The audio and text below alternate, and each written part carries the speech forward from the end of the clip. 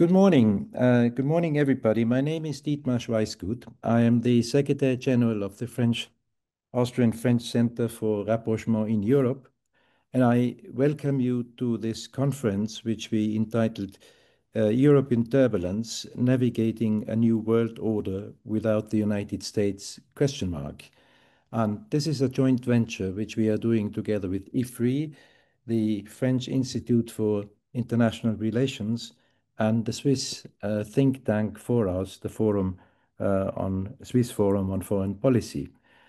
It seems, I think it seemed to be a slightly provocative title when we designed the conference and talked about it. But I think against the recent background in international relations, slightly less so, and possibly even more worrying against the background of recent developments in the Middle East. And it's a pure coincidence that we are doing this conference exactly at the same time when we have the NATO summit opening in The Hague. Now, to talk about a new world order without the United States, I think was a question which is motivated by recent developments which are not only linked to the advent of the second Trump administration, since from a European perspective, possibly the world order was predicated on a number of assumptions, one being that there would never be war within Europe, a notion which, of course, was shattered in 2014 and even more so in 2022 with Russia's war of aggression on the Ukraine. It was also predicated on firm and unshakable, one would say, security guarantees within the transatlantic alliance, and we will see what the outcome of the NATO summit today will be. And thirdly, I think even more so, the Europeans and the European Union very much relied on an international system which would enable the European Union to flourish and promote its idea of a world within a legal order. And after all, the European Union is an institution or an organization based on the rule of law. Now, that also applied to a certain extent with the rising tensions connected to the rise of China, where the European Union also, to a large extent, relied on the fact that this could be dealt with within the existing framework of organizations providing that legal basis, the United Nations system, WTO, etc.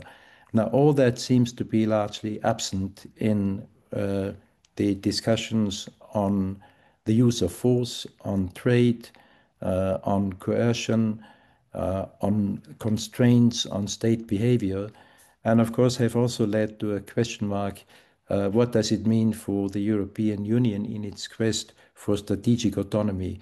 And what does it mean for the future of a world order in which the United States, which was not only the linchpin, but basically the founder and guarantor, no longer seems to be believing in, or at least to a certain extent not feels any longer to be bound by it. These are the questions I think we will address, among others. I'm very happy that we have a wonderful panel of excellent experts, and I'm grateful to Marli Hürlimann, who is co-director of the Foraus think tank, who will be the moderator of today's event. And with that, I immediately hand over. Marie, you have the floor. Thank you.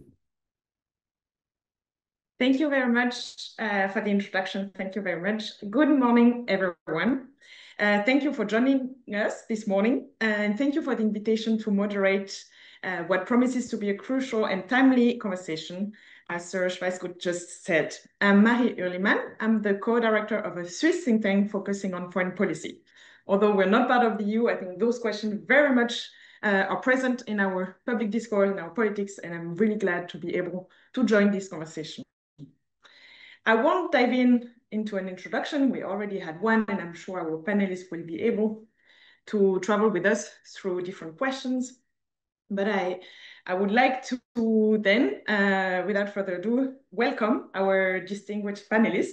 All of them have very interesting careers, very impressive, but we won't have the opportunity to explore all the different hats you have been or still are holding, but I will give a glimpse on your profile. So first, I would like to welcome Michael Reiterer. Michael Reiterer is a distinguished professor at the Center for Security, Diplomacy and Strategy of the Brussel School of Governance. Welcome. We have as well Daniela Schwarzer. Daniela Schwarzer is a member of the executive board of the Bertelsmann Foundation and honorary professor at Vrije Universiteit Berlin. Welcome to you as well. And finally, we have Georgina Wright. Georgina Wright is a special advisor to the president and senior fellow at the German Marshall Fund. Welcome to you as well. Unfortunately, you may have seen on the invitation, we have one missing panelist. Unfortunately, Dominique David is unable to join us, but I'm sure we will have plenty of things to talk about with our panelists. So we have this question, this provocative title, Europe in Turbulence, Navigating a New World Order Without the United States, question mark. And we will structure our conversation in 3 parts over a bit more than an hour.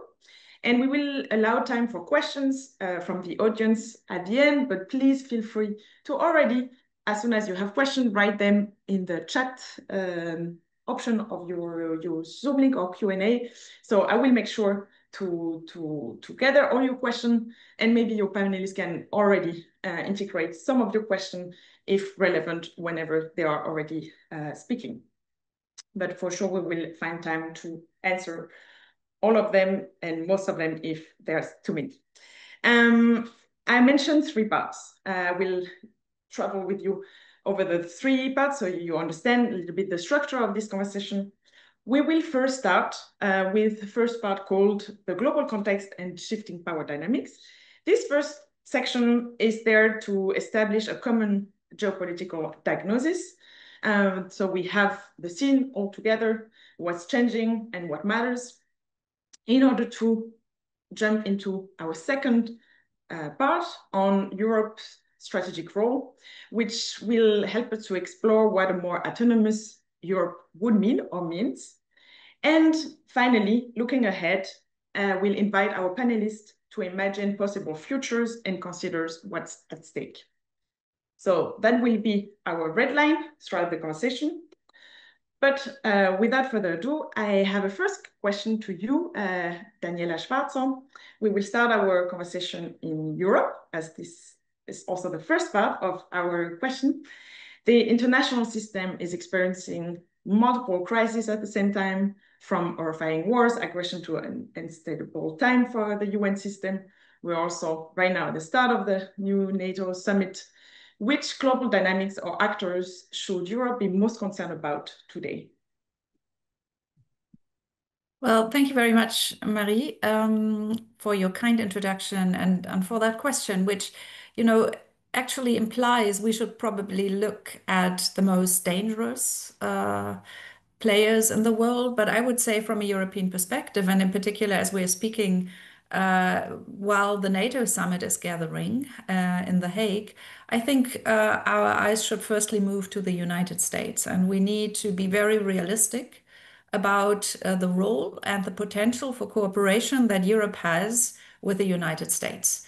We will know more about the future of our transatlantic defense alliance probably as quickly as this afternoon, when we will see whether the offer that Europe is making with spending 5% of GDP in terms of defense budgets in the future, whether this helps keep the United States as a committed partner within the alliance.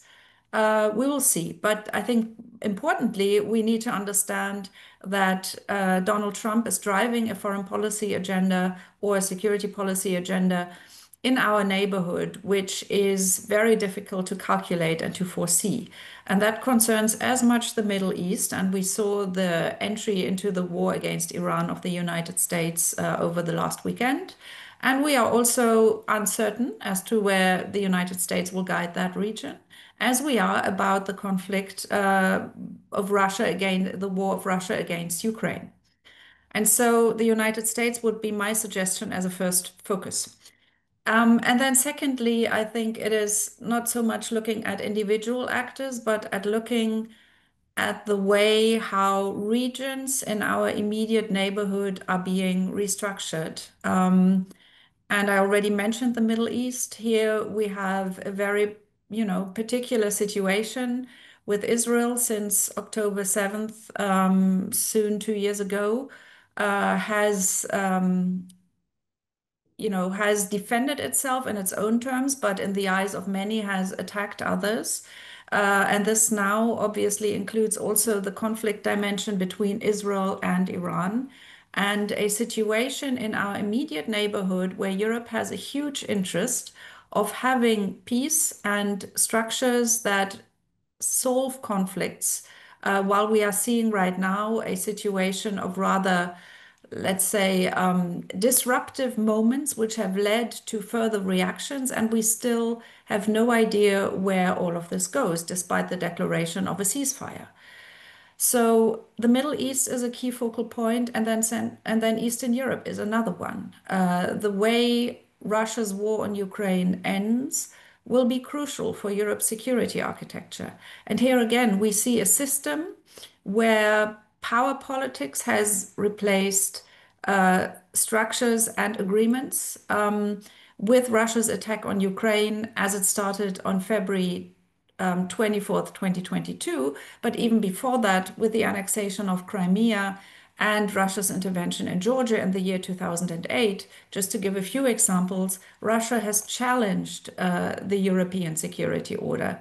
And with the US potentially breaking away as the guarantor of European security, Europe really needs to observe very closely, and not only observe, but again, as we speak, the NATO summit is happening, has to invest much more into its own defense, but also into its diplomatic power to play a role in the solution of conflicts. In both regions, which I have now mentioned, Europe is literally absent as a player in a path towards peace and stability. And it cannot be in Europe's interests that others sort out the security arrangements of the future in our immediate neighborhood without Europe being at the table. Thank you. Thank you very much. You already made link with Europe's strategic role that we'll for sure focus on later stage. Thank you very much. I will turn to you now, Georgina Wright. Daniela, you started also with the USA being maybe the first dynamic or actor to look for. President Donald Trump made a promise in January, and I quote, "My proudest legacy will be that of a peacemaker and unifier." And we keep on seeing this tension between isolation, intervention, destruction, reconstruction, tension that seem to be evolving from one day to the other. And of course, that's been a big question. I only have big question, I think. How would you characterize the current American strategy, of course, in the line of also today's context with NATO? And can you say a bit more about the current developments that we should be aware of? Thank you very much, Marie, for that question and for your kind introduction. And it's always nice to be on a panel with distinguished speakers. So I think your question is a good one because, as Daniela said, it's not entirely clear what the US foreign policy priorities are. And so they will say, we have different priorities and we will adapt our strategy. And I think that is the difficulty, is that we've seen it with economic policy on tariffs, where they threaten and then they pull back, and then they threaten to impose more and then they pull back. And it's going to be, I think, the same on foreign policy, where you're going to get mixed signals, because one of the things that you hear from the Trump administration is we will adapt our strategy to whatever we think is going to help us achieve our interests. I think JD Vance gave a very interesting press conference yesterday, and then I think he followed it up with a tweet on X where he said, this is a new foreign policy doctrine that we're setting out for the United States. We clearly define our interests, we negotiate aggressively, and if that fails, we will use force. And I think that is something that perhaps we misunderstood in Europe, but in other parts of the world, where we assume that Trump's push for as a peacemaker meant that he wouldn't use any force at all. No, what he's trying to say is he will use any means to achieve what he sees as ultimate peace down the line, and you saw that with the decision to intervene in Iran. Different people in the administration had different reasons for that. So at some point, Trump talked about regime change. JD Vance said, "We're not attacking Iran; we're simply attacking Iran's nuclear facilities." And then you had sources inside the White House who said that actually the only reason why the administration really engaged on this is because they thought that, Israel was winning and they wanted to be part of that winning strategy. And I think ultimately it's probably a combination of all. So I think three top things: peacemaking. Wanting to be a peacemaker does not mean that that you won't use force. You will use any strategy that you think will lead to better peace conditions down the line. Second, I think it's wrong to assume that President Trump is an isolationist. He is not. He, again, will not hesitate to intervene if he thinks that's going to defend US interests.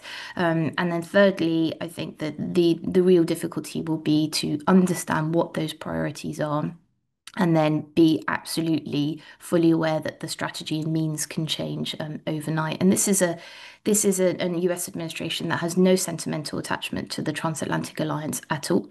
They find, there's bipartisan consensus in Washington that Europeans have been free riding for far too long, and Daniela outlined all the things that Europe could do to step up in that way.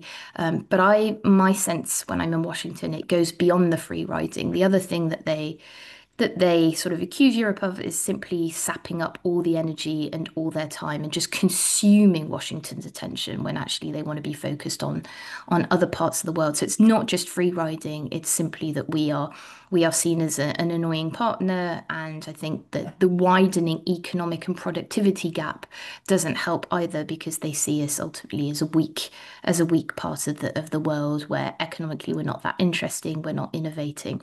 So it's a long-winded answer to your question, but I think if we can sort of move away from this conversation and understand that Trump is not an isolationist, and that actually peacemaking does not mean using peaceful means, I think that would already help us kind of try and preempt some of the things the administration will do. Thank you very much. Maybe second question directed to you again.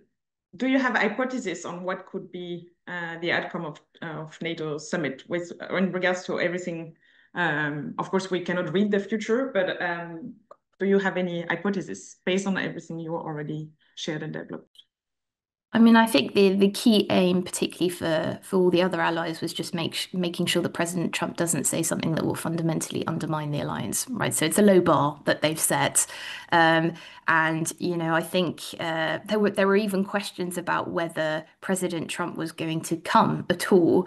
I think probably having Jeff Bezos's wedding in Europe the same week is probably helpful in that respect. But, he's attending. At the moment, Europeans in particular have shown that they are really stepping up on the 5%. Hopefully will be announced GDP spend on defense. It's purposefully, I think, a bit broad what that 5% encompasses. So 3.5% on pure defense. So that's, buying armaments, supporting the defense industry, basically supporting production of capabilities and acquiring capabilities. And then the other 1.5% would be a bit broader, which covers like military infrastructure. So does that, for example, encompass protecting critical energy infrastructure? It might. So I think it's purposefully broad, and I think that's good for the Americans because they don't meet 5% GDP spend on defense. They're probably gonna exempt themselves from that rule. And so I think the expectation here is that President Trump won't say anything that will undermine the alliance, and that actually the 5% will be enough to show that Europeans are indeed stepping up. And then we saw the message that President Trump published on his social media, Truth Social, of his exchange, the message he received from Mark Rutte, the Secretary General of NATO, who really praised him on sort of what he had done in the Middle East. And you see there's a direct attempt to try and kind of at least show that they're very grateful, and we'll see if it's a diplomatic strategy that pays off. But with most of I think President Trump, we saw it in his first term, and we're seeing it increasingly now.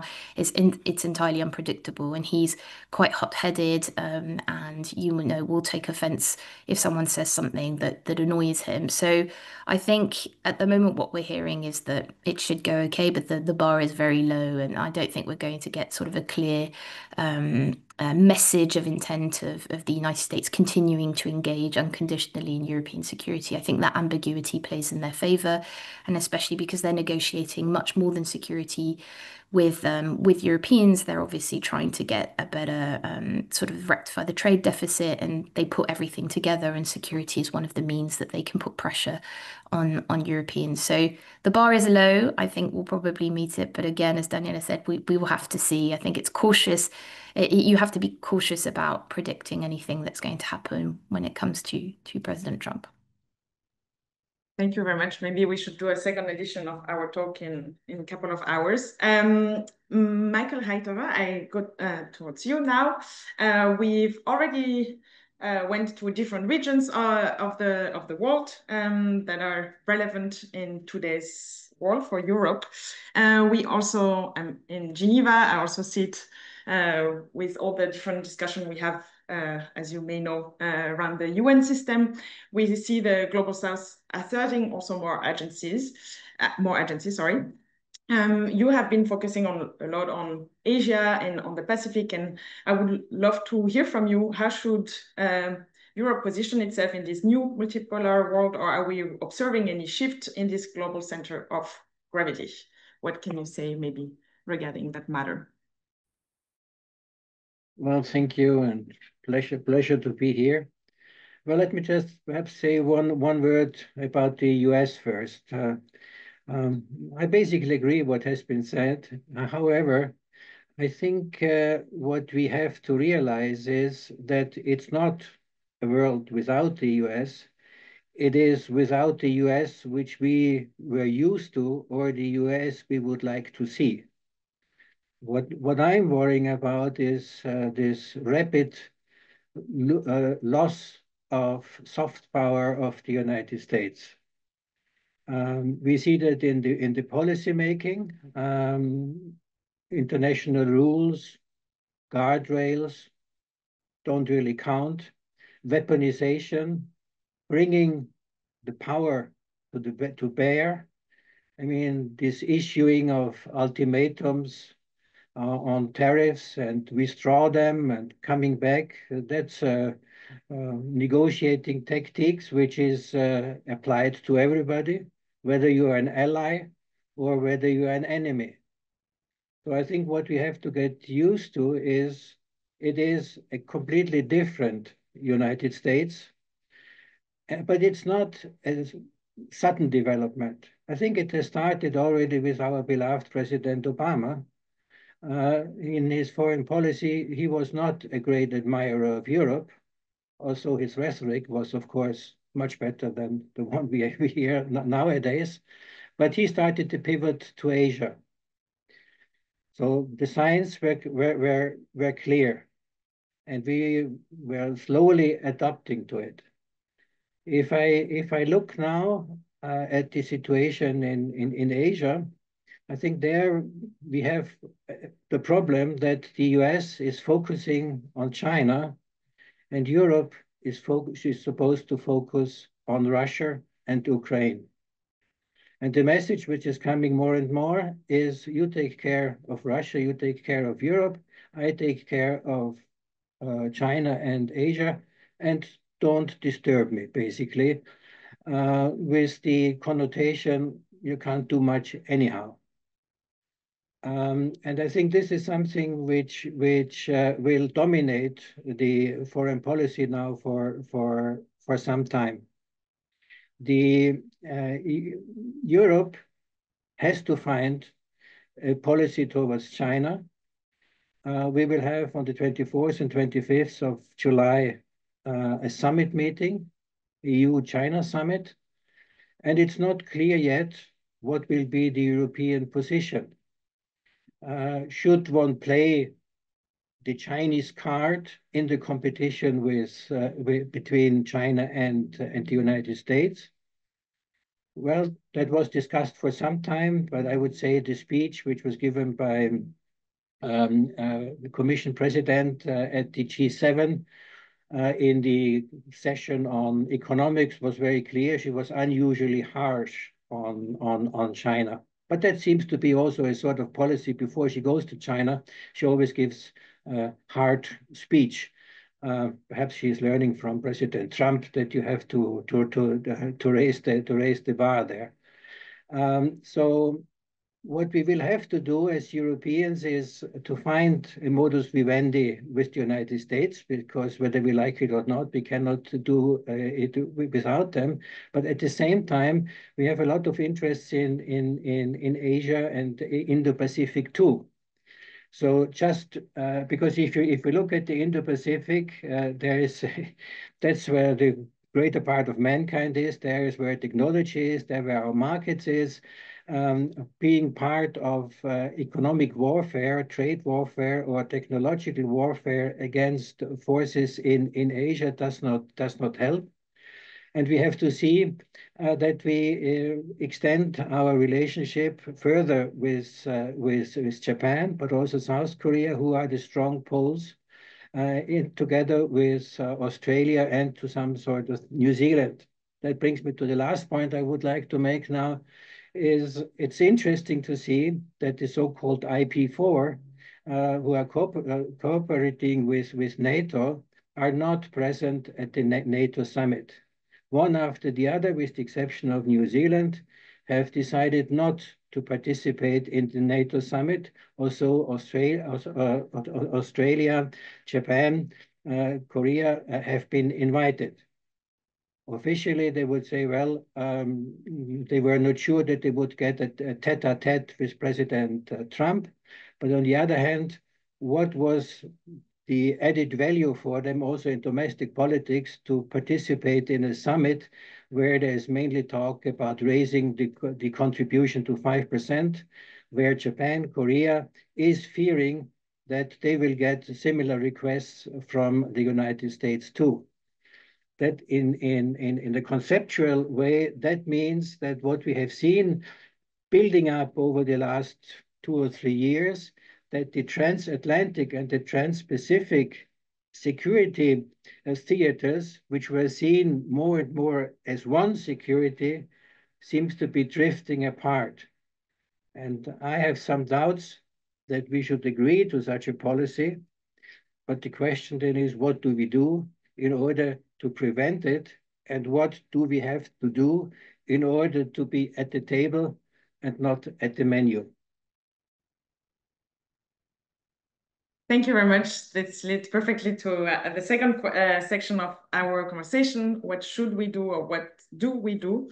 But before we dive into this second section, and thank you very much. I've seen that we have a question that I will integrate in that part of our discussion. Before we dive in, I would first turn to our panelists.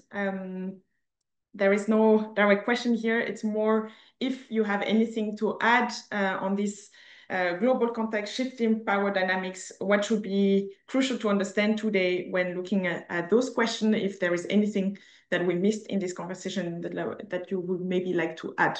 So it's a bit of an open floor if anyone wants to add anything, or if it seems to be complete and comprehensive for you. Georgina, yes.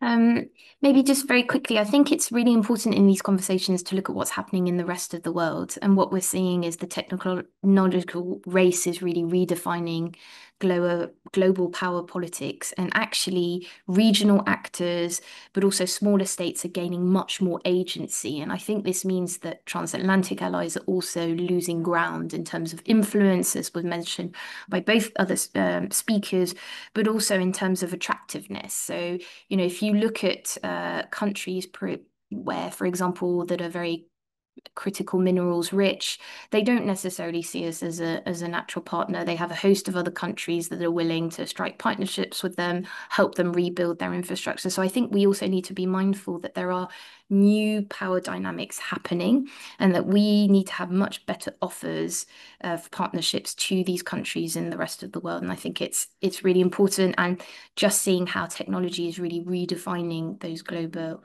power politics, and also whether it's Ukraine's use of drones to take out, 70% is it of, or being responsible for 70% of Russian arms being used in the war in Ukraine completely abolished, or Israel's use of drones as well. I think we're seeing a completely different way of doing warfare, and of exercising power and influence. And I think we need to be really mindful of that. Thank you very much. Michael Reiterer, you have your hand raised. Well, perhaps just to add one more summit to our thinking. On the 5th and 6th of July, there will be the BRICS summit. And I think it's good to recall that we see there, I would say, a contrary development to the expectation, because there was a lot of talk and speculation that Russia and China are building up alternative organizations, which they do, by the way, no doubt about it. But what is the role of BRICS recently? And Iran became a member of BRICS Plus. Did they get any mileage out of their BRICS membership in the present situation? So if organizations like BRICS, but also the Shanghai Cooperation Organization, don't manifest themselves as actors, I think a lot of recent discussion will be redialed a little bit, because if institutions don't deliver, then they are not taken serious. And that's, by the way, something we as the European Union should be very much aware of. Thank you very much. On this last word, like what we should be aware of at the EU level,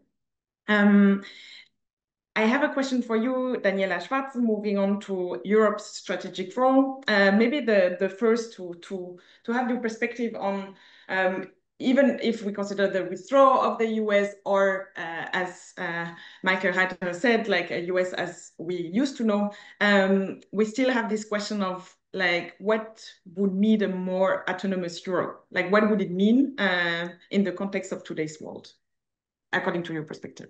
Indeed. And I think this day, probably all minds will be focused on defense. And the EU is making important efforts in terms of defense spending, but that is not the solution to all our issues. If we spend money in Europe, we need to spend it very smartly. And we by now know, and there has been a white book on this issue, that Europe is underperforming, not because it spends so little money, but because it can spend the money better. And that has a lot to do with the question of military procurement, European defense industry, and more joint initiatives to cooperate also, not only to save money, but also to increase interoperability within NATO. And if it comes to a situation where member states of the EU cooperate more closely, then obviously interoperability also in smaller groups, not only within the NATO framework.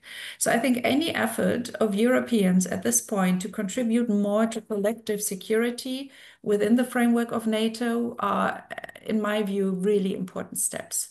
But strategic autonomy doesn't stop there, because it's not only about hard security.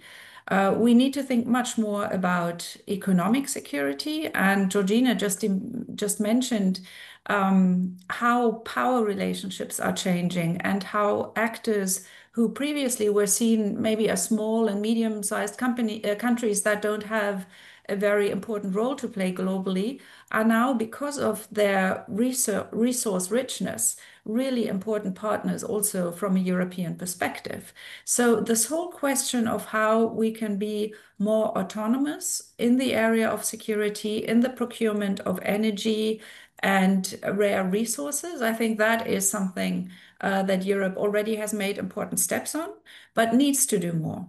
And of course, this is then the base for many other things to come. If you look at the question of digital sovereignty, it is, of course, about development and of having cutting edge development of new technologies and new digital tools in Europe, and to have a regulatory framework to protect this. But it also has a hardware component. So we need chips, we need energy, we need to make sure this all is sustainable. And so Europe has a very broad agenda where economic competitiveness, security, in the sense of hard security and economic security, intersect. And my final point here is, if we want to be strategically autonomous, we also need to think about the threats that face Europe within its borders. And here, one last comment on the importance of resilient societies and democracies. Today, conventional warfare is one big threat to Europe, but it is also hybrid warfare, and it happens by the day. That systems within the EU or within Europe or the whole continent is concerned are attacked. And again, this is not only a technical problem or a problem of data loss. It really very often is designed to harm societal resilience, to harm the credibility of state institutions. And so we need to look at this in a very holistic way, but not only in a negative way. Europe as a continent has enormous strength, and we always look at the weaknesses and at the threats. That's important as a starting point, but let's also look at the potential we have to make a leap forward, and actually not only to be able to protect our own sovereignty, but also to become a stronger player in international affairs with all the conflicts evolving around us. Thank you very much. Maybe I also saw you nodding, so I direct this question to you, Georgina. You mentioned opportunity, Daniela. You mentioned opportunities. Maybe on otherwise framed, what concrete tools does the EU already have in order to be more autonomous or to increase this power that you mentioned? I mean, it's an excellent question. I think Daniela's partly answered it. I think if you look at pre-2019, so just before the COVID crisis, you wouldn't have thought that the EU would have done half of the things it's done today. And I think the EU has been able to step up in times of crisis and take really risky steps, whether that's taking on common debt to support industry in times of sanitary crisis, whether it's being able to procure vaccines for the whole of the EU, and being much bolder in terms of what can we do, not be too restricted by the confines of the treaty. And I think there are a number of things ongoing right now in Brussels on how to become much more competitive. So there is new thinking around industrial policy. So how can we basically minimize some of the regulatory burden on businesses so that they can innovate quickly? What can we do to make access to easy finance? And that's through the Capital Markets Union, but not only.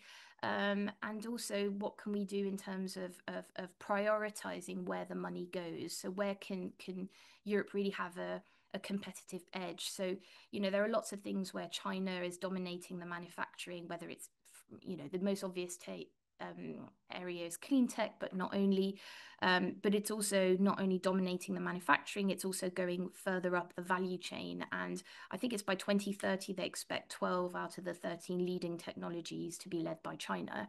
But in that, there are things that Europe can specialize in, whether it's batteries or recycling of batteries, whether it's on hydrogen and where it's also about infrastructure and, you know, being able to diffuse quickly, whether it's technology or energy throughout the continent. So I think there are things that Europe has an edge in, and the thinking in Brussels on how do you lessen regulatory burden through the simplification, how you get more capital and how you allow to scale up. And I think at the moment there's a lot of political will as well. That's not, you know, there are lots of other existing barriers, and we've had 2 excellent reports with the Letter and Draghi report that highlight them. But I'm confident that we are in a better space, and I feel like Trump has accelerated that thinking inside the EU on how to become more competitive. Thank you very much. I see some question. I would like maybe to start with, I think most of them we will answer at the end, but maybe because the first one is a bit linked also to a question I had on that section, and maybe to you, Michael Reiterer, the question that was written is, how is the US withdrawal from Europe affecting Europe's internal order, power hierarchy, and maybe linked to that, with all the opportunities and possibilities that Daniela Schwarzer and Georgina Wright have drafted for us. Maybe can you explain to us a bit which country in the EU are pushing on the brakes at the moment, if they are in? Well, on the brakes are the usual suspects, I think that does a lot of damage to the European reputation, because one of my mantras is foreign policy starts at home. And if we cannot deliver domestically, then we cannot deliver internationally. I think it's as simple as that. What I'm a little bit concerned, and perhaps we have not touched upon it too much yet, is also a little bit the mindset and attitude. We are witnessing now diplomacy by flattery. You mentioned Mr. Rutte. We have efforts, a nice dinner, staying overnight in a palace. I mean, what are we talking about? And I read a piece by my friend Sven Biskop, which he published, I think, 2 days ago, in the run-up to NATO summit, where he was here saying clearly, well, the only language which understood is the language of facts, and we have to get our act together. If we are weak, we will be treated as a weak player. If we are not becoming strong, we will not be taken seriously, because autocratic and populist leaders, they understand only if you counter them. And I think this is something where Europe has to work on. We see these efforts coming up always by France. We see it by Germany. We are talking about this engine. Is that engine working? Yes, we have, but we have also seen that we have to think larger, that when we talk about security, the United Kingdom plays an essential role. And I think that has been understood. And I think this is very welcome, that we reintegrate, so to speak, in security terms, the dialogue with the UK. And I think this is giving Europe strength. So talking the language of power has been the theme of the previous High Representative for 5 years. And I had the chance to ask him once, yes, I'm perfectly happy to use the language of power if you give me the tools to do so.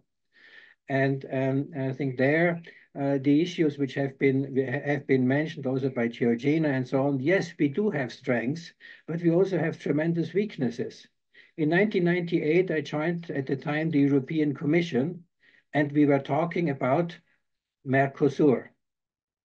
Today, a few years later, we are talking about Mercosur.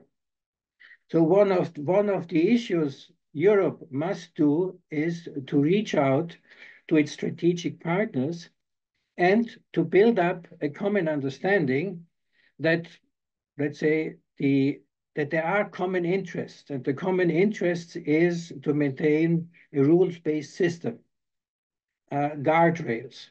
We all have agreed that we have to reform the WTO, but this does not mean we have to kill it. I personally feel very sorry about it because I spent five years of my life in negotiating the WTO. So what the WTO wanted to prevent was the weaponization of trade. And that's what we see, the weaponization of tariffs. There was an effort to legalize conflicts as far as possible. Therefore, we had a dispute settlement system. And this thinking is not limited to the trade field. We see it in investment, and we see it in the push to get everybody to do more.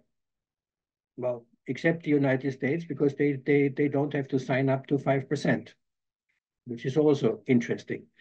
And we have to see also mentally that we are dealing for the time being with a representative of the United States who thinks that the EU was built to screw the United States.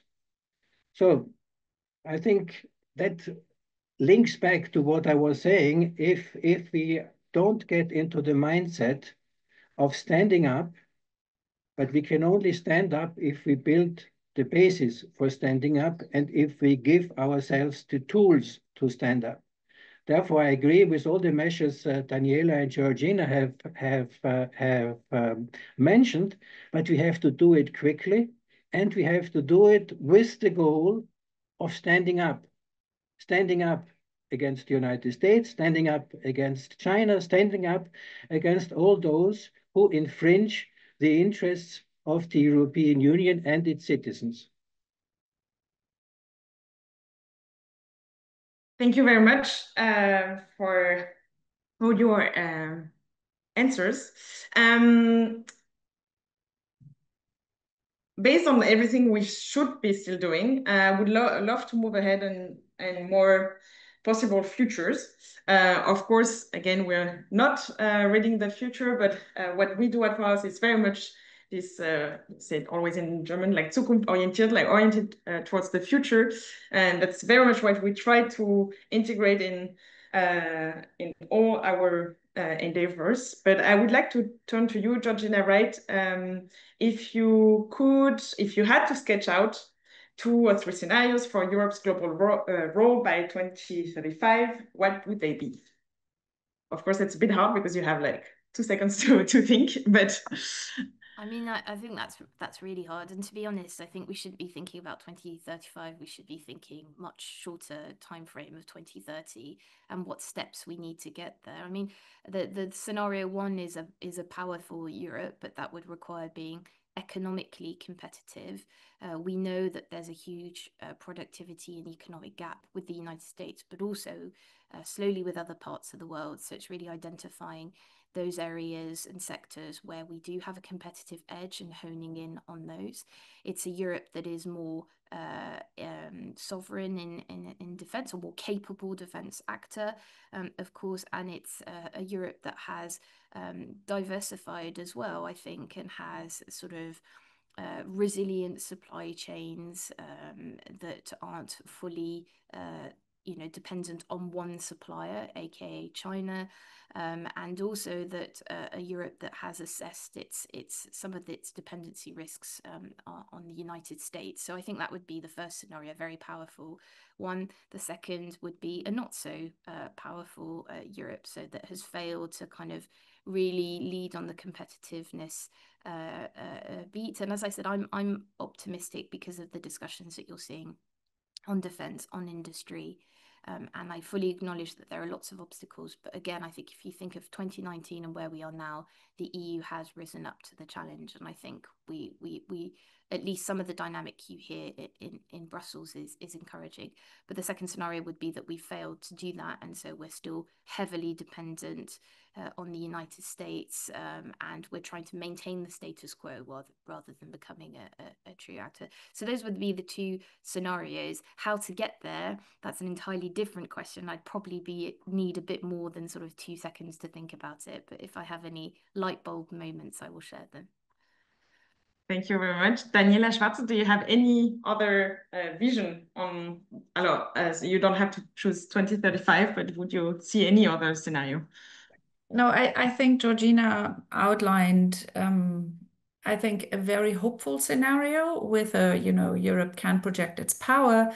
I think that's what we should work towards in all realism, because we know our dependencies, we know our weaknesses. The European Union doesn't always agree, even on today's challenges. If you take alone, the conflict that has occupied minds most for the past 2 weeks, it has been the Middle East, and you will find different assessments even on that. And I think the key challenge in the short term is, in order to work towards this positive scenario, which we should all hope for, is really, and Georgina has mentioned several elements, is really, first of all, to work on our inner strength. And this has several elements. One is economic competitiveness and resilience, because we can't afford to be a stronger player internationally unless we are strong economically and have the ability to maintain our let's say, social market economy model, our welfare states, because if we don't manage this on top of more defense spending, we will have inner conflicts and really more political polarization and societal issues. So we really must think external and internal together. And the second element, which I would just like to underline as key at this point, is Europe still needs to work on its own threat and risk assessment. I think we have moved a long way, and part of it is due to European-made process. For instance, the strategic compass, which was developed a few years ago, where Europe, for the first time, the EU countries sat together and developed a joint analysis of the threats and risks we are facing. This has to be an ongoing exercise and has to really be debated politically within the European Union. And today, not all EU member states assess Russia as a risk in the same way. Not all countries look at the Middle East conflict in the same way, because some face more security threats from Russia, others fear more migration pressure through the Mediterranean. But the Union as a whole needs to be able, first of all, to understand the different perspectives and to have a joint guideline which needs to be updated all the time, where the major risks and threats for the Union lie collectively and how it can do its best to work on them. And I think the Middle East challenge is really big here and is a real test case, because Europe could play a role. At the moment, it doesn't. But this is really not a given. If a small group of countries, including the UK, for instance, were ready to organize, cooperate more closely with the Gulf Cooperation Council, make a proposal to the United States, it's not impossible that Europe could put itself back to the table.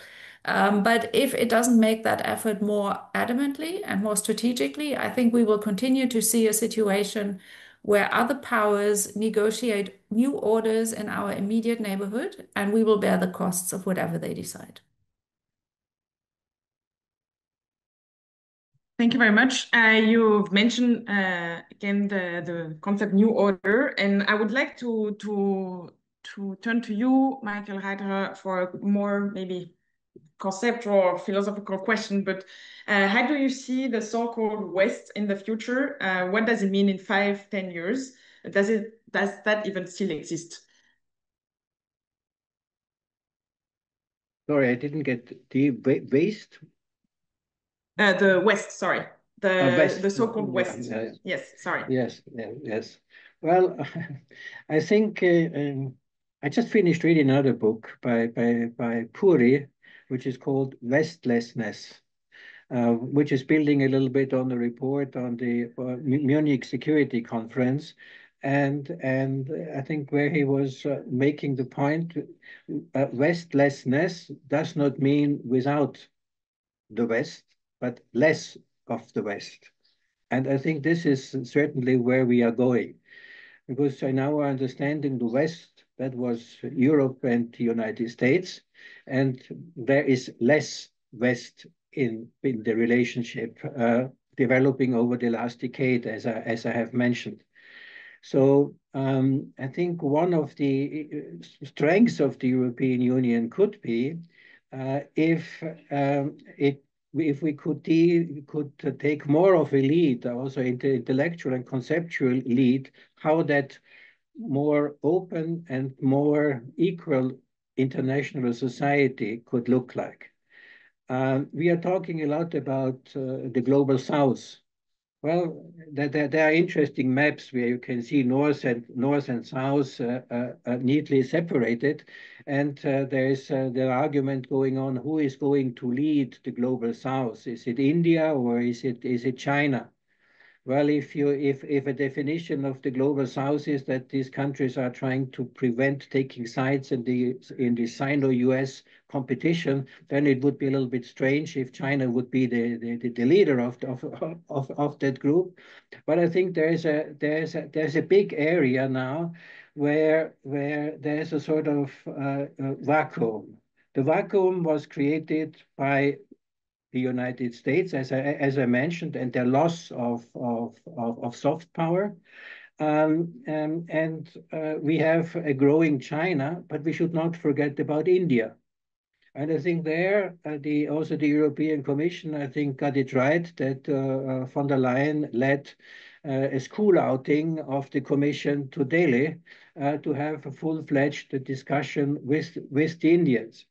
So India is a growing factor, also politically, economically, and also more technological. So I think this is something which we also have to take into account, building these relationships. So there are negotiations with India about an investment agreement, about the free trade agreement. Well, they are not moving too quickly, but there is still hope that this is ongoing.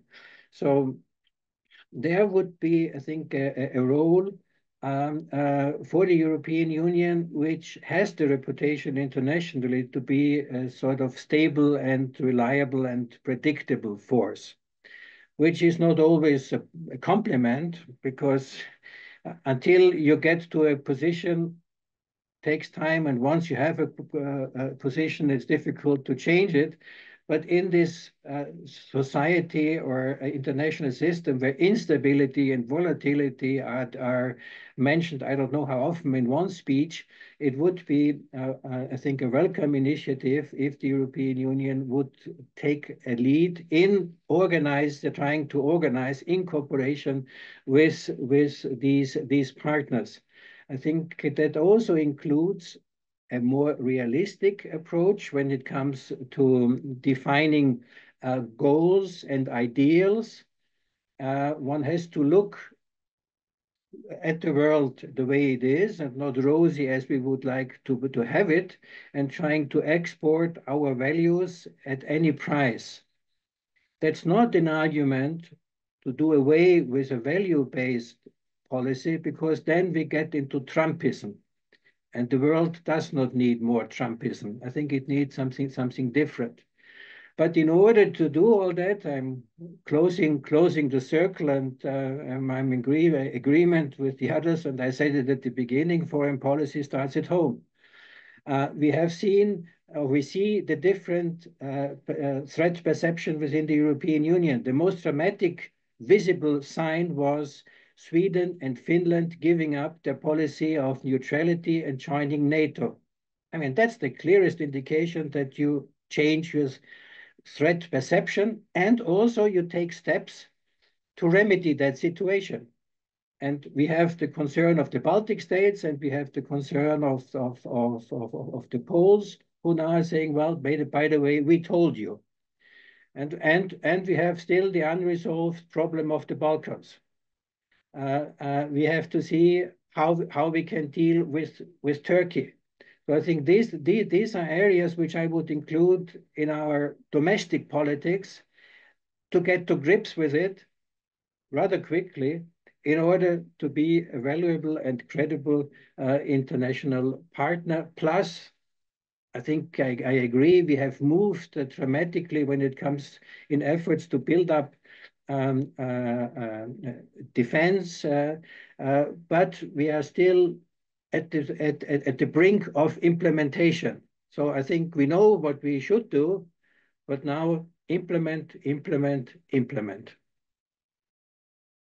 Thank you so much to all of you for all your answers and all your perspectives and thoughts that you shared with us. We have received already 7 questions from the audience. I don't know if you're able to read them. I would say you should be. But maybe because, Michael, you already mentioned those partners, I would like to maybe direct, and of course, feel to Daniela and Georgina, feel free to also add anything you would like, but maybe I will first direct those 2 questions to you because they mentioned the partners you've already talked about. Maybe the first one from an anonymous attendee. Can Europe fall in a Kindleberger trap as a market seen by revisionist powers in Asia, mainly China and India, and the US becoming more aggressive as they feel declining? So that will be the first question on this. And second, maybe that you could maybe cover is how should the EU strengthen its relation with the IP4 countries and which areas should be prioritized for cooperation? Well, I think it's expected that Asian countries, and most of them have export-led economies, so they have to export. If the markets to the United States are closed or more difficult to penetrate, then they will try to get into other markets. And the other markets is the ASEAN market, which has a certain absorption capacity, but not too big. Another market would be India, which is not necessarily very keen on increasing imports. And then you have the still relatively open European market. So I know the Chinese don't like the term overcapacity, but I think it's not only limited to them. So they need export markets, and dealing with that issue I think is a burning issue, and I also expect that to be one of the main agenda items on the EU China summit. But we have to take it up with India. I have mentioned it. We are trying to negotiate a free trade agreement. The EU has a good relationship with ASEAN. There, some free trade agreements are in force. A very important one is the one with Vietnam, not least because many other countries are producing in Vietnam, like Korean Samsung is producing in Vietnam and exporting Vietnamese products to Europe as under the free trade agreement. There's also a movement out of China into Vietnam. So, I mean, there are areas coming where can be problematic in the long run if there's a strong increase. I've already mentioned Mercosur, which finally should be implemented.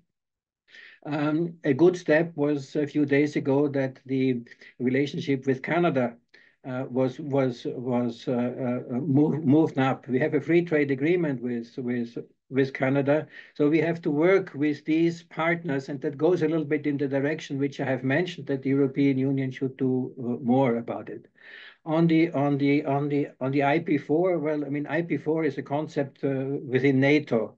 So, but if I look at the countries individually, Japan is a strategic partner of the European Union, as is South Korea. So I think there we have good relationships with both of them. We have an interest also to see that the cooperation between South Korea and Japan is functioning.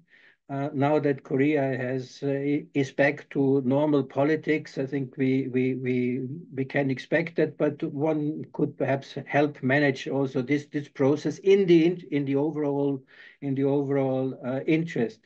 With Australia, I think we have to speed up now and sign the free trade agreement. That was held up at last minute in Osaka a while ago, and when it comes to New Zealand, which is a small market but has a very effective free trade agreement, which is now implemented for 1 year. And I was there a few months ago. There's a lot of enthusiasm because it is positive.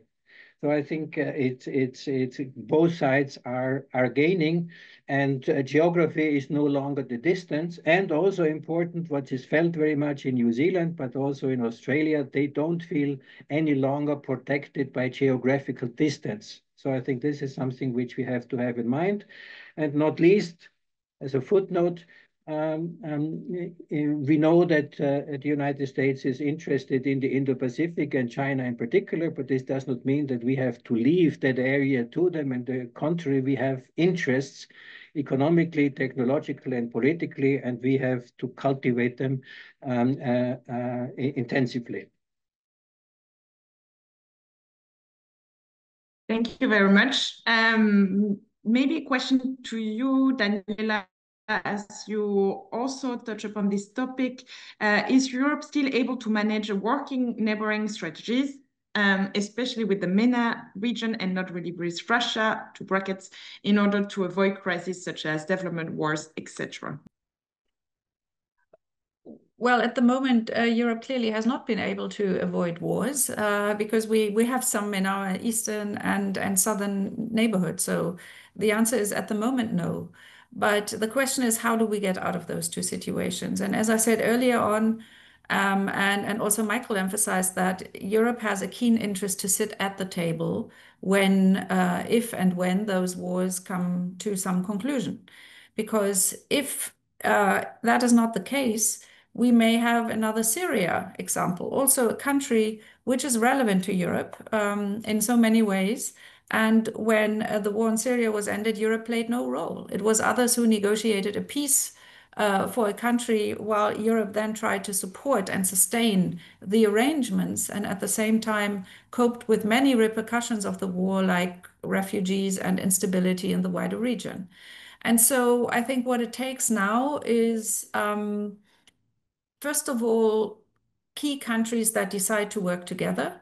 If we take the Middle East, there is a group of EU countries plus the UK, so Germany, France, the UK, possibly also Italy could play a role, because Europe doesn't only need to turn towards the region, but also needs to try and bring in the United States, and in particular Donald Trump, in the most constructive way, because right now this works in parallel. Trump does what he does without any prior coordination with Europeans. And so I think this is one, first of all, diplomatic effort. But then it is about rebuilding order. And the European Union does have tools. It is currently working on a framework for the Mediterranean region and the Middle East. It hasn't given up on its own neighborhood policy, but it definitely needs to rethink the tools and also the means that Europe wants to put behind this. And as we have seen with Russia's attack on Ukraine and the new instability in the East, instability in our immediate neighborhood can be extremely costly for Europe. So I think a reassessment of what Europe is willing to invest in both regions is needed. For the East, Europe has made that decision. It is supporting Ukraine in a very important way. It has enhanced its support for other Eastern European countries that are not EU members. It is looking at the Western Balkans, how they can be supported before entry into the EU. So that rethink is going on. But given the hot crisis at the moment, I think, first of all, small group diplomacy is the top priority, and then the more structural answers can be given after that. Thank you very much. We have now a longer question, maybe to you, Michael, but also for all the other panelists, feel free to add or answer. We have one from Florent. The United States has increasingly diverged from EU's effort to strengthen a multilateral rules-based international order. Washington no longer appears to share the EU's strategic vision in this regard, instead leaning towards coercion, extortion, and power politics. What ambition should the EU pursue? Should it continue striving to shape and safeguard the international system, however fragile it may be, or shift its focus towards defending itself against an increasingly unpredictable ally? Yes, I think I referred to it when I said the European Union, in my mind, should not become Trumpian in its politics. We need guidelines. We need goals, and we also need values. And if you look at into the constitution, so to speak, of the European Union, then you see that it's even written in the treaty that in its foreign policy, the EU has to implement the same values which dominate the Union itself. So that was an effort at the time to avoid double standards. So I would say even if we don't want to, we have to. But I think if we were to give up our values-oriented policy, we would weaken ourselves, because this is part of I would say the soft power of the European Union. But I think there we will have to do some thinking, because if you also look at the blueprint for the Trump presidency, then we see, for example, that leaving World Bank and IMF is also at least on this agenda. If it will become officially the agenda, we don't know. But with this disrespect for international institutions, I think we also have to prepare for that. So last year there was a lot of talk that contingency planning is done to prepare for Trump 2. So I wonder if this aspect, and the international financial system is extremely important, if we are prepared to do that, should something happen. The dismantling of the US aid system basically has created a big hole in international organizations, including the United Nations. And this disrespect for the United Nations, which is somehow the cradle of multilateralism, and that's still what the European Union is pursuing, I think is rather alarming. So we are moving, or we are in a multipolar system, but I think that does not mean the end of multilateralism, because also in a multipolar system, you can use multilateral instruments. And I think this is what the European Union stands for. And that also, I think, allows cooperation of interested, like-minded countries in a manner which could be trust and confidence creating if they pursue visibly the goals they are professing and become more inclusive, because I think we have to learn also the lessons. Why do we talk about the Global South, and what is the Global South complaining about? That the European Union is becoming a minority program in the international system. I think everybody understands that. And if you are a minority player, you have to convince by excellence, because you are lacking some of the power instruments. So we have a lot of economic power if we are able to use it as the European Union, and we are on the way to catch up in hard power. Again, the mantra comes back: foreign policy starts at home. Thank you for your comprehensive reply. I turn to you, Georgina Wright. We have a question, which is: Trump has repeatedly declared his disdain for the EU, and after gaining access to Ukraine's resources, now looms over Greenland. What would it take for Europeans to break their emotional dependency towards the US? Thank you, Marie, and thank you for that question. I mean, I think it's a bit difficult. It's not just I mean, Europeans are not sort of dependent on the United States because they're simply choosing to. I think it's just structurally they're very dependent. So obviously, we talked at the very beginning on security and defense. I mean, the United States provides the majority, I think, of share of critical enablers. So that's, intelligence, surveillance, reconnaissance. If you think when President Trump on the same day announced that he was going to put tariffs on Canada and Mexico and he was going to stop helping Ukraine, well, there were a number of missiles that Ukraine wasn't able to intercept because they didn't have the intelligence and Europe couldn't step up. So there are things that the United States provides and that we at present cannot match. It's also, the long range precision strike.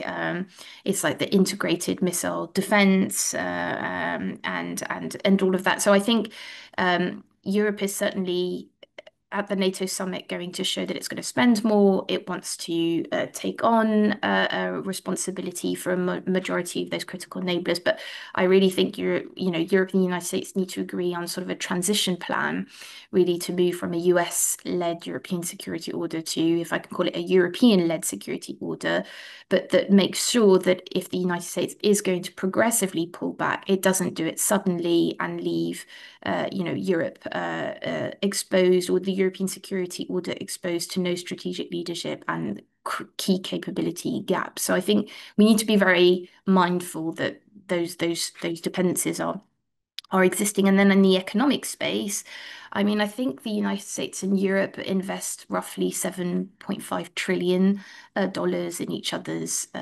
economies. I think EU firms are responsible for $3.5 trillion in foreign direct investment. So that's over 60% of foreign direct investment that goes into the United States. And the US also invests heavily in Europe. And I think transatlantic trade is something responsible for 16 million jobs. Like this is real stuff, and our companies invest in the United States because it has been seen as a market where you can scale up, where you have easy access to finance, where you have innovation, where you have leading technologies, and that's not just going to stop overnight. But what you are seeing is the Trump administration's sort of bashing of the rule of law, also the threat of taxing foreign companies much more heavily. So President Trump is trying to push through the One Big Beautiful Bill, which is the big tax bill through Congress and Senate.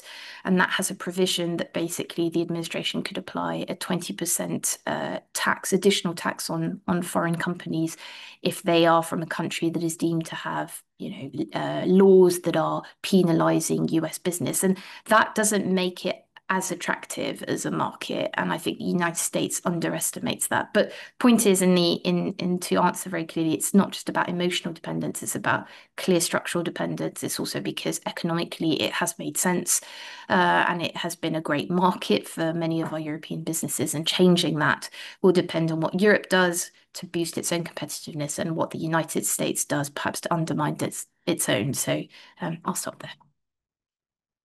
Thank you very much. I would like to finish with a second part of a question we started to cover in our second section, but we did not cover it all. Maybe to you, Daniela Schwarzer, we said multiple times foreign policy starts at home, and the question is definitely on Europe internal order. The question was, how is US withdrawal from Europe affecting Europe's internal order? This we mentioned in our second section, but also that question encompasses power hierarchy. Do you have any further thought on this question? Yes, thank you. It's a really compelling question. Let me start by saying that we must not underestimate the role the US has played over years in bringing also some, let's say, consensus to the EU. If we think back to the time before Russia started attacking Ukraine again on February 24th, 2022, The US shared a lot of intelligence about Russian troops on Ukraine's borders, and Europeans were still debating whether this is actually a risk or not. And again, the assessments from country to country diverged a lot. And I've witnessed this sitting in Berlin, that the German government, which had to totally change its view and policy on Russia, took a very long time to acknowledge that here is a real new threat coming out of Russia. And the US played a big role in not only through sharing intelligence, but also through their attempts to bring Europeans into conversations what this actually means and how they should prepare for support for Ukraine and sanction packages. And so if the US really retreats, we don't only have gaps in our defense, our collective defense, but we also need to make sure that Europeans among themselves do that job, which is essentially very much diplomacy between capitals, which have different views on what is happening in the world. Secondly, I would say in terms of shifting power relationships within the EU, obviously the EU 27 will not reform in a way that we will have qualified majority voting on key strategic questions. It would be good, but it's not going to happen because those countries who don't want it would have to agree to give it up, and that is not, likely to happen. So what we will see more and more, and there are good and productive examples already, is that smaller groups of countries take the lead on key issues of foreign policy, security, and defense. The important thing here, in my view, is that this remains as much as it can within the legal framework of the EU. And when it can, works through the institutions. There are very clear rules for enhanced cooperation, which must be open to others joining, and which should respect EU decision-making structures where topics touch those that are actually a community competence. And I think this is what is likely going to happen. There are power shifts on the way among the EU states, and I would say the reasons are at least twofold. One is the changes in defense spending. This changes Germany's role in Europe. It is the largest and economically strongest country anyway. And as Chancellor Merz has said, it is going to be the largest conventional military power in the EU quite soon. And that changes the power relationship, for instance, between France and Germany. Because for a long time, the deal was France is obviously the nuclear power with the UN Security Council seat. Germany is the economic power. They work together across the board and balance their relationship. Now, Germany is unlikely to go nuclear, but it is growing in terms of a defense power.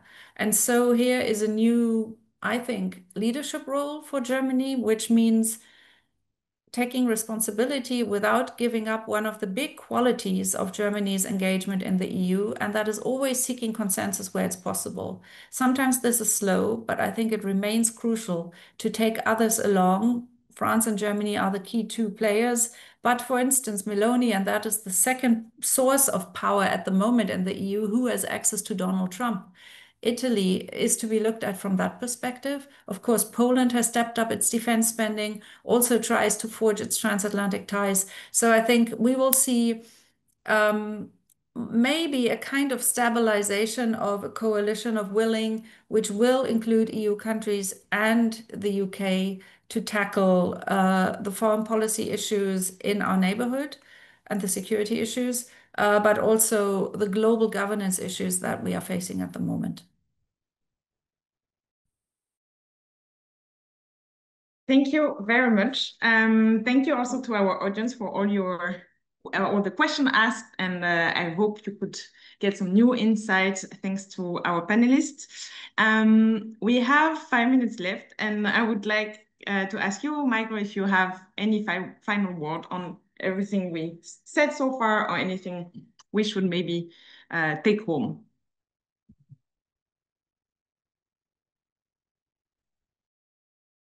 Well, thank you very much. I think it's very difficult to draw any kind of conclusion after an extremely rich debate. For me, the important thing was that, first of all, I think there was fairly broad agreement on the challenges Europe faces, and I think the different aspects were clearly laid out. from what it means basically for the transatlantic relation, what the immediate sort of threats and challenges are, including what might come out later today from the NATO summit. Secondly, I think, which was also made clear, is that all this is not sort of happening in isolation. Europe will have to face up to its challenges in the neighborhood, the threats which are obvious in the east and in the south, that has been clearly mentioned. But there is a global dimension to it, and the question, can the European Union also gain strength from building on the kind of relationship it has, but it has not fully developed in the broader world, including the need to step up the relationship with what is commonly now called the Global South. But I think one point where everybody seemed to agree was basically the picture is not all bleak. I think there was sort of a consensus that a lot has been achieved which has not been given full credit for in the last years. And secondly, that very much depends now, I think, on what is on the table, what is being decided, what is emerging is being fully implemented.